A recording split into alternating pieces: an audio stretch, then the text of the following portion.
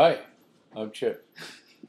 I was born and raised in Massachusetts. Grew up on a farm. So when I was about 16, I got my license. And I'd been working on the neighbors' farms and as well as at home. So it was like having two jobs. And I saved enough money to buy a 1969 GTO. It was called the Judge. And it was bright orange. It had the Judge written on it, And it had a 400 with a 4-speed and a ram air, and that thing was bad to the bone, And the fun part was, Mom had a 440 Plymouth, and it used to get all carboned up because she didn't only drive it every now and then, and so she'd give me the keys and she'd say, "Go tune up the car." And so I'd go and tune up the car, and the best way to tune it up was to take it down to the quarter mile and put it in low gear and stomp on it, and just after about the 5th time through the quarter mile, the car was running really good. It blew all that carbon out of there, and I put some Sunoco 260 in there, and the car ran really fast. And I finally got busted because I blew the rear end out of it, and my dad happened to be coming by, and he caught me. He towed me home, and told me that he was going to use the car that night, and that I had 3 hours to get a new rear end put in it. So I just happened to have one out of a Roadrunner I used to own, so I threw it in there. The funny part about that story was that the rear end had 488 gears in it. It would go 80 miles an hour in a heartbeat, but wouldn't go any faster. So Dad didn't like that, so then I had to find another rear end chuck to put in there. So anyway, now I had saved enough money to buy my own car, so I bought this Judge, and it was fast. It was real fast. So all them guys I used to race with my mother's car, I started racing with the Judge. And I had a good friend that had a 440 GTX. And he used to brag that it was the fastest car in town.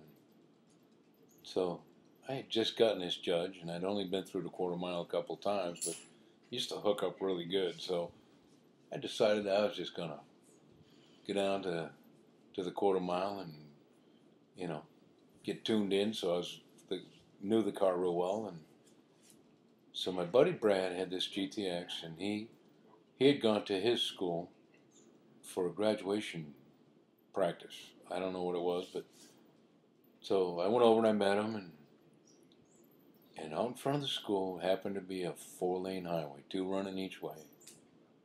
And he goes, "Come on, let's line them up." So I said, "Okay." So I lined it up. I was in the outside lane, and we let it rip. And I put a whole shot on him, and I blew him off something fierce. But what we didn't realize is at the other end of the cars in the parking lot, there was a cruiser sitting there with a police officer in it. Well, next thing I know, I see this police cruiser coming. Lights blinking, siren going. So I decided, should I stop or should I run? Well, I did the stupid thing. I ran. There was probably 3 or 4 times on that journey, that I almost rolled it over. I'd see another cruiser come, and they weren't as crazy as I was, I guess. And I'd run hard, and they'd come up on me. But the stupid thing, I didn't realize at the time that you can never outrun a radio. And, they'd call ahead, and then another cruiser would come out of nowhere, and at one point I had about 6 of them chasing me. So I ran and I ran and I ran and I ran. I ran through 13 towns in a big giant circle.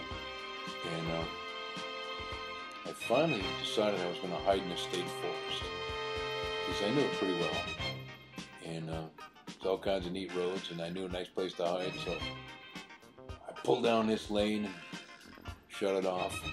It's about 5 o'clock in the evening. And I decided, well, I better, wait till dark and then I'll sneak home. So So I waited till dark, and I snuck home. And I pulled up in my backyard, and I decided to park out behind the barn so nobody would see me. And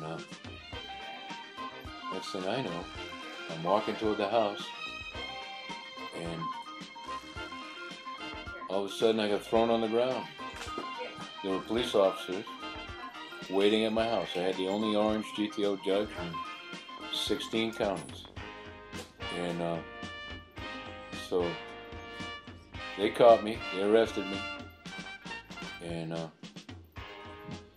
so then, to make a long story short, I met a judge. He was a grumpy judge. He didn't like me at all. He decided that he was going to give me an option. You know, they wrote me this ticket that was about 8 pages long, seemed. They wrote me for driving to end life, and luckily there was no such charge on the books. They'd written driving to endanger, so I got away with that one. And the judge says to me, he goes, I'm going to give you 2 options.